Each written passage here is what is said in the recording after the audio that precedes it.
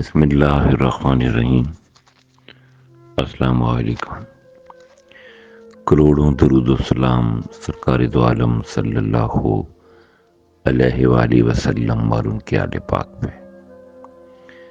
میں ہوں کیسر انجم، آئی پی پی نیوز کے پروگرام دستک کے ساتھ۔ ہماری بھرپور کوشش ہے کہ ہمارا یہ پروگرام جس کا نام دستک ہے، اس میں ہم اپنے احباب، ہماری عوام، ہمارے دوست، ارد گرد رہنے والے وہ لوگ بھی جنہیں ہم جانتے نہیں، ان کے مسائل کو، ان کی مشکلات کو ایوان بالا تک پہنچائیں۔ ہماری یہ بھی کوشش ہے کہ ہمارے معاشرے میں جو کچھ ہو رہا ہے اس کی نشاندہی آپ بھی کریں اور ہم بھی کریں، اور کوشش کریں کہ اس گند کو صاف کریں اور اپنا اس جہاد میں حصہ ڈالیں۔ دستک پروگرام میں اس سے پہلے ایک بہت روح کو تکلیف دینے والے واقعہ، ایک ایسی داستان جس کا نام تھا طلاق کے کاغذات۔ اس میں کوئی شک نہیں کہ وہ واقعہ جو سچ پہ مبنی ہے، اس کو جنہوں نے سنا، جن کی سماعت تک ہمارے یہ الفاظ پہنچے، یہ حقیقت ان تک پہنچی، جن کے سینے میں دل ہے، جو کسی کے لیے دل میں اپنے درد رکھتے ہیں، احساسات اور محسوسات رکھتے ہیں، وہ حقیقت روئے بھی اور تڑپے بھی۔ جیسا کہ میں نے پہلے بھی عرض کیا کہ بہت سے لوگوں نے ہم سے رابطہ بھی کیا، ہمیں کہا کہ ایسے پروگرام اور معاشرے میں ایسے جو تکلیف دہ کارنامے سر انجام دیے جا رہے ہیں ان کو عوام تک پہنچائیں۔ اب سب کا بہت شکریہ۔ اس کے بعد ہم نے ایک ڈپٹی کمشنر، اس کا باپ اور پوتے کی دل کو ہلا دینے والی سچی داستان آپ تک دستک پروگرام میں پہنچائی۔ اب ہم سوچ رہے تھے کہ اگلا قدم کیا ہوگا۔ ماں سے بڑھ کر دنیا میں کوئی رشتہ نہیں، باپ سے بڑھ کر کوئی نہیں، اس کے بعد دوسرے رشتوں کی جانب آتے ہیں۔ بہن، ماں کے بعد اگر کوئی رشتہ ہے، سچا ہے، جس میں پیار ہے، جس کے دل میں ممتا ہے، وہ ہے بہن۔ تو لیجیے، آج دستک پروگرام میں ہم آپ کو ایک ایسی بہن سے ملاتے ہیں جس کا نام مصلحتاً نہیں لیا جائے گا، فرضی نام سے آپ تک یہ داستان عالم پہنچائی جائے گی۔ ہو سکتا ہے ہمارے یہ چند الفاظ کسی ایسی بھائی کہ جس کے سینے میں دل کی بجائے پتھر ہے اور وہ بہن کی قربانی کو سمجھ ہی نہیں پایا، شاید ہماری یہ چھوٹی سی کاوش بہن بھائی کے رشتے کو مزید مضبوط کرتے ہیں۔ تو نیچے آج کے دستک پروگرام میں ایک ایسی بہن کی داستان علم جس نے ماں کے مرنے کے بعد اپنی تعلیم چھوڑ کے ٹیوشنز کی،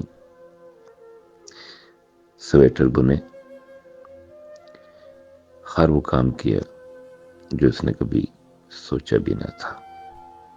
تو لیجیے اس دکھیاری بہن کے بارے میں یہ سچا واقعہ آپ بھی سنیے اور اپنے بھی دلوں پہ دستک دیجیے۔ کہیں ہم بھی تو اپنی بہنوں کی محبت کو نظر انداز کر کے ان کے دل کو توڑنے کا سامان پیدا تو نہیں کر رہی ہے۔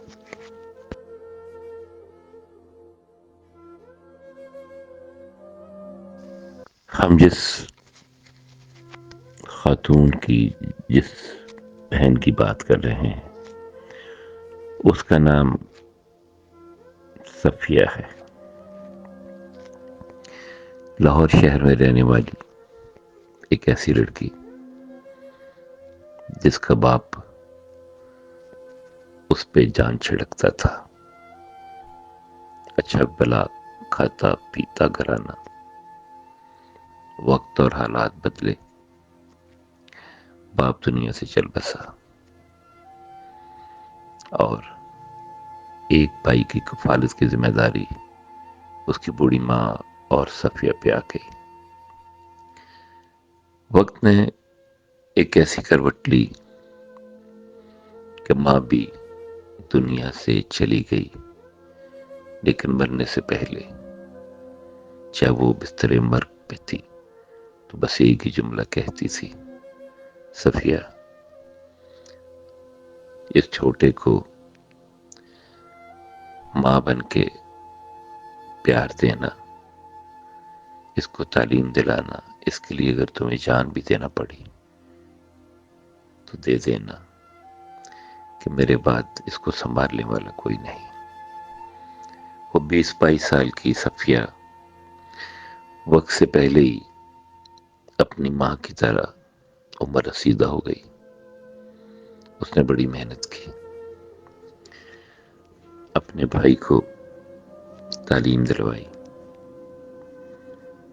اس طرح کہ آپ سوچ بھی نہیں سکتے۔ اس کا بہت شوق تھا کہ اس کا بھائی ڈاکٹر بنے۔ ڈاکٹر بننے کے لیے جہاں قابلیت ضرورت، اہلیت ضرورت ہے، وہاں بہت پیسہ بھی چاہیے۔ اور پھر ایک منحوس دن آیا کہ اسے ایک ایسی خاتون ملی جو کہتی تھی کہ وہ دبئی میں بہت بڑا بزنس کرتی ہے، میں تمہیں لیے چلتی ہوں، تمہارے بھائی کی تعلیم بھی مکمل ہو جائے گی، وہاں تم پڑھا بھی سکتی ہو، وہاں تمہیں کچھ ایسا میں کام دے دوں گی کہ تمہاری زندگی بھی سنور جائے گی اور تمہارے بھائی کے بھی۔ اس کے پاس کوئی چارہ نہ تھا، وہ جانتی بھی نہ تھی کہ یہاں قدم قدم پہ انسان کے روپ میں بھیڑیے بھی ہیں، اور کئی خواتین تو خود تو لٹتی ہیں، دوسری خواتین کو بھی لٹنے پہ مجبور کر دیتی ہیں۔ اس نے کہا لیکن میں اپنے بھائی کو اکیلا چھوڑ کے کیسے جاؤں گی؟ اس نے کہا تو بھائی کے لیے ہی تو جائے گی۔ اور پھر اس نے اپنے بھائی سے پوچھا تو اس نے کہا کہ جانا چاہتی ہو تو چلی جاؤ۔ وہ ہاسٹل منتقل ہو گیا۔ وقت کتنا بے رحم ہے، اتنی تیزی سے پرواز کرتا ہے کہ پتہ ہی نہیں چلتا۔ دبئی کی بلند و بالا عمارتیں اس نے دیکھی، حیران رہ گئی۔ پہلا دن بڑے آرام سے گزرا، دوسرا دن اس نے کہا کہ چلو کام شروع کرنا ہے، مجھے لے کے چلیں۔ وہ ایک ایسے آفس میں لے گئی جہاں کچھ عربی اور پاکستانی بھی تھے۔ کیا کام کرنا ہے؟ اس نے کام کہا کہ تم خوبصورت ہو، حسین ہو، جوان ہو، کام تو یہی ہے کہ بس اپنے آپ کو ان کے حوالے کرنا ہے، تمہارا بھائی پڑھ لے گا، اس کا مستقبل بھی محفوظ ہو جائے گا اور تم اپنی زندگی کو انجوائے بھی کرو گے۔ اس نے کہا میں کبھی سوچ بھی نہیں سکتی۔ اور پھر اس کو انہوں نے انجیکشن اور مختلف میڈیسن دے کے نشے کا عادی بنا دیا،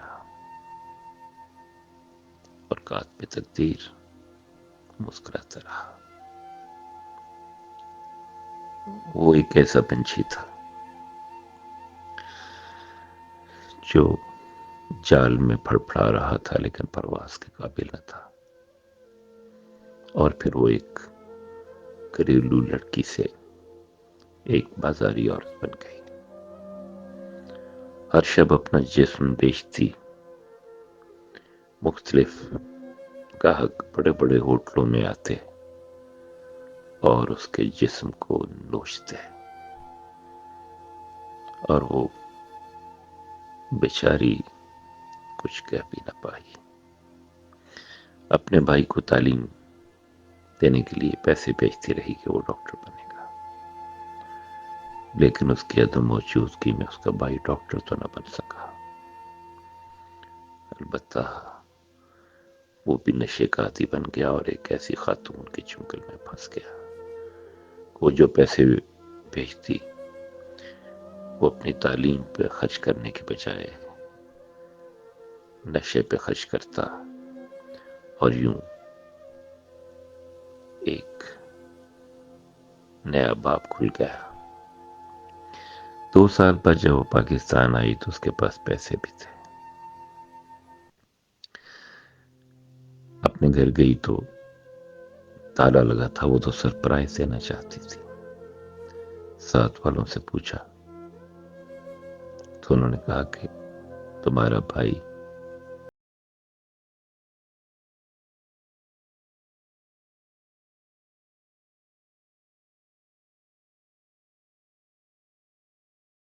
اس نے پھیکی آنکھوں سے آسمان کی جانب دیکھا، بس اتنا ہی کہا کہ تقدیر بنانے والے، سنا ہے ماں کے بعد بہن سے بڑا کوئی رشتہ نہیں، میں نے تو اپنا سارا حق ادا کر دیا، یہ میرے بھائی نے، یہ میرے ماں جائی نے میرے ساتھ کیا کیا ہے۔ اور وہ تڑپتی روتی سسکتی ہوئی لاہور ہی کے ایک ہوٹل میں شملہ پہاڑی کے قریب جا کے ٹھہر گئی۔ وہ دبئی میں رہتی تھی تو شراب بھی پیتی تھی، سگریٹ بھی پیتی تھی، لیکن جب وہ پاکستان کی سرزمین پر اتری تو اس نے کہا کہ میں ایسا کوئی کام نہیں کروں گی جس سے میرے بھائی کی عزت اور وقار پر دھبا لگے۔ لیکن جب اس سے اتنا بڑے صدمے سے دوچار ہونا پڑا تو پھر اس نے شراب کے جام کو اپنے لبوں تک لے جانا ہی مناسب سمجھا۔ پیتی رہی، غم غلط کرتی رہی، لیکن غم شراب سے غلط ہوتے تو دنیا میں کسی کو کوئی غم نہ ہوتا۔ رات کا پچھلا پہر تھا، دروازہ نوک ہوا۔ اس نے پوچھا کون؟ اس نے کہا دروازہ کھولیے، پولیس۔ جب اس نے دیکھا تو سول کپڑوں میں پولیس اور ایک پولیس والا یونیفارم میں تھا۔ اس نے کہا کہ تم یہاں فحاشی پھیلا رہی ہو؟ اس نے کہا یہاں تو میرے سوا کچھ نہیں، ہاں میں شراب ضرور پی رہی ہوں۔ پولیس والوں نے کہا کہ میڈیا والوں کو بلائیں، اور جب اس نے یہ سنا تو اس کے وجود پہ برق سی گری۔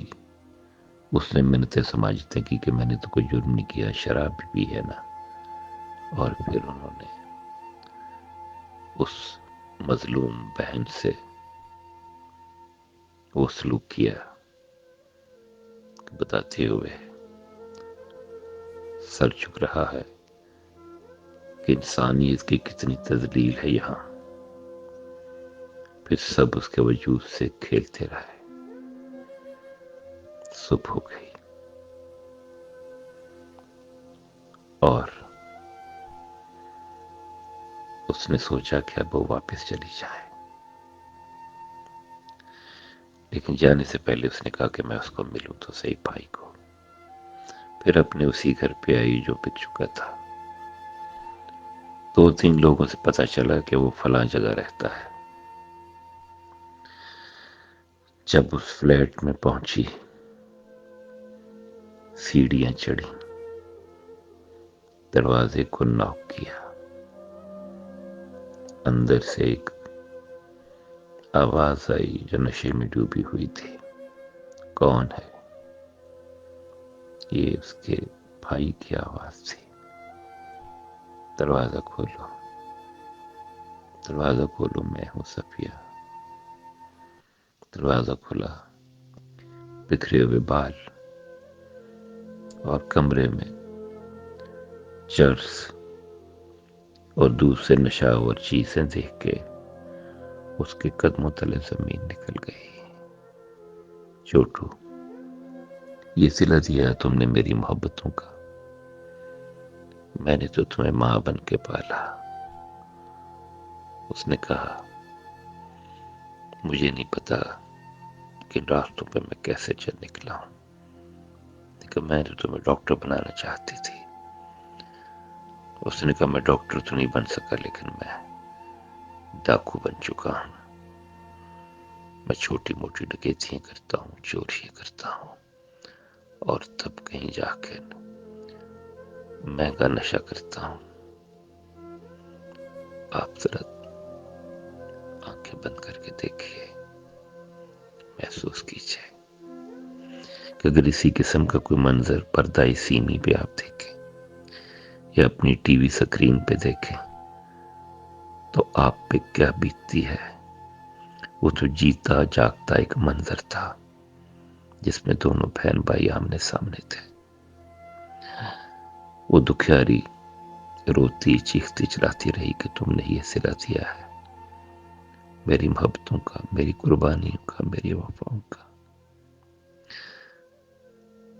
ऐसी दर्दनाक आवाज सुन के उस इमारत के दूसरे लोग भी, खवातीन भी इकट्ठी हो गई, और जब उन्होंने देखा तो उन पे लानत की कि तुमने अपनी बहन की कुर्बानी पे ये सिला दिया है। वो सीढ़ी उतर के जाने ही लगी थी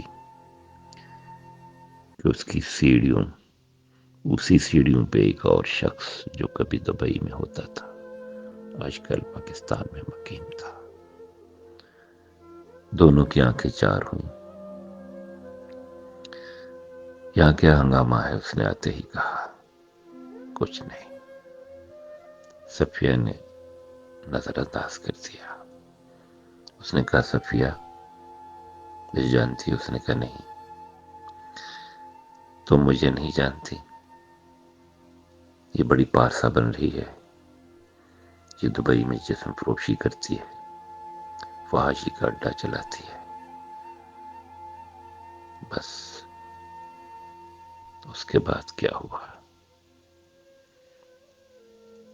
कातिबे तकदीर को उसकी ये बेइज्जती बर्दाश्त न हुई और वो सीढ़ियों से गिरती हुई दूर तक चली गई, सर जख्म से चूर बदन। और जब उसने आंखें खोली तो मैं हॉस्पिटल में थी। उसकी रूह के जख्म इतने बढ़ चुके थे कि वो मुंतमिल हो ही नहीं सकते थे। जिंदगी और मौत की कश्मकश में मुब्तला रह के, चूंकि उसके दिमाग में कोई ऐसी चोट लगी थी कि उसका जान पर होना मुश्किल था। 3 दिन तक हॉस्पिटल में रह के जब होश में ना आई और फिर मौत के फरिश्ते ने उसको हमेशा के लिए दुनिया के गमों से आजाद कर दिया। ये थी दस्तक की आज की कहानी। आप अपने इर्द गिर्द देखिए,